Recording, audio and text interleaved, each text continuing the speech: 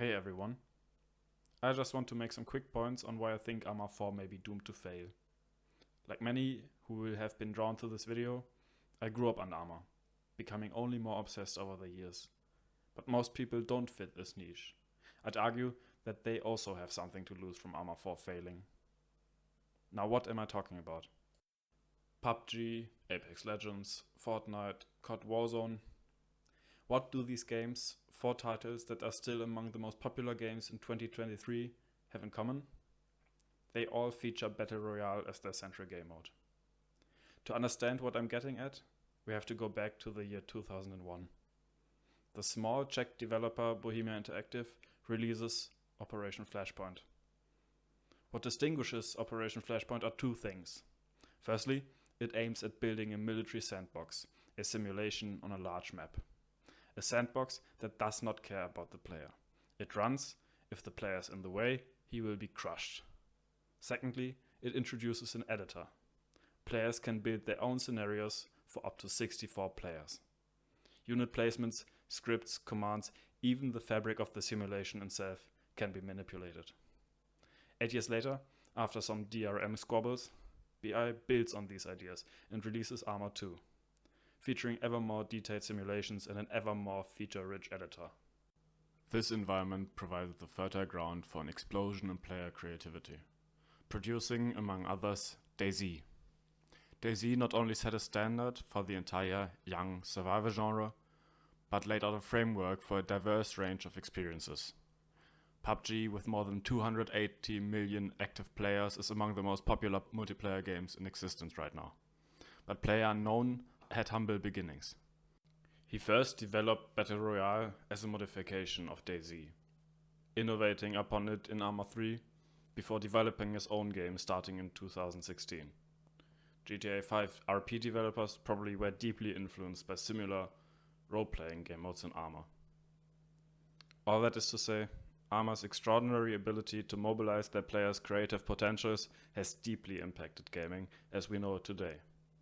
If all this went too fast for you, there are multiple people that have explored this history at length. I will link to their videos in the description. Now, what does Arma 4 need to do to propel us into the next wave of innovation in gaming?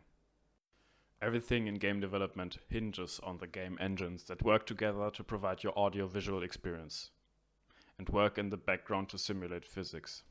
They also lay the code infrastructure for the game systems to work.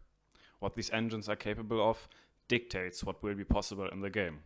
For instance, Arma 3 ran on fundamentally the same engine as Operation Flashpoint, leading to odd limitations, both in technical and creative terms. In my mind, Arma 4 needs to provide the simulation framework, pushing the boundaries of what is possible, both in fidelity and scale. Map size, player count, and AI amount should strive towards the complexity of a modern battlefield. Reaching it is probably only possible when making extreme compromises in fidelity. But that's not what I'm arguing for. To me, you should be able to display all facets of military tactics. In the German military, there's a saying regarding the change of dismount infantry movement facing adversities. Gehen, kriechen, gleiten, schanzen. We can see time and time again what this means in modern conflicts. Digging in provides enormous advantages. This, however, is only meant to provide an example. Arma 4 needs to be fundamentally enabled to encompass central parts of military tactics by making its engine technically capable of such things. If you do military simulation thoroughly, you already have the groundwork laid for all kind of game modes and modifications to be built upon that. Now, why do I worry about Arma's future?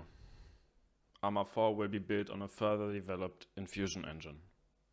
On Infusion's information page, BI boasts about Infusion being fully multi-platform.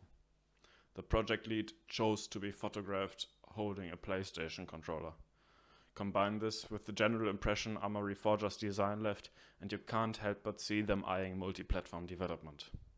Don't get me wrong, I'm all for accessibility and ease of use.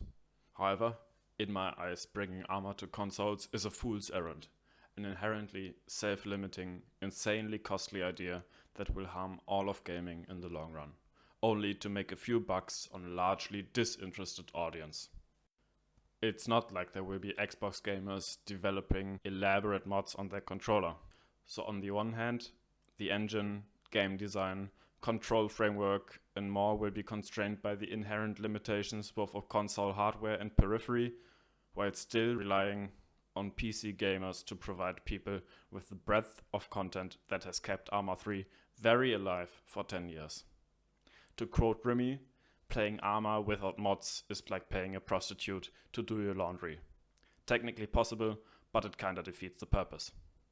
That sentiment fits even Bohemia's stated vision for Arma and Infusion. Arma 4 should be developed for next-gen PCs and not for last-gen consoles. The fact that they also profess to being a tiny team working on what will be the backbone of Arma 4 does not make me less concerned. Good things take time, especially in software development. Taking shortcuts early on is bound to rear its ugly head later. Ask Nikita Buyanov, the game director of Escape from Tarkov. By now, he'll be able to write a book on that. What could be lost? Before Arma 2, Battle Royale was a book. At most, it was survival games in Minecraft. We stand to abort, if you excuse this analogy, the birth of entirely new genres shaping gaming for the decades to come. If this makes you feel hopeless, don't. There is still time to act. Send this video to your friends who might feel similarly, maybe without even knowing it yet. Make Bohemia aware of our fear for the future of this beloved franchise. Thank you for watching.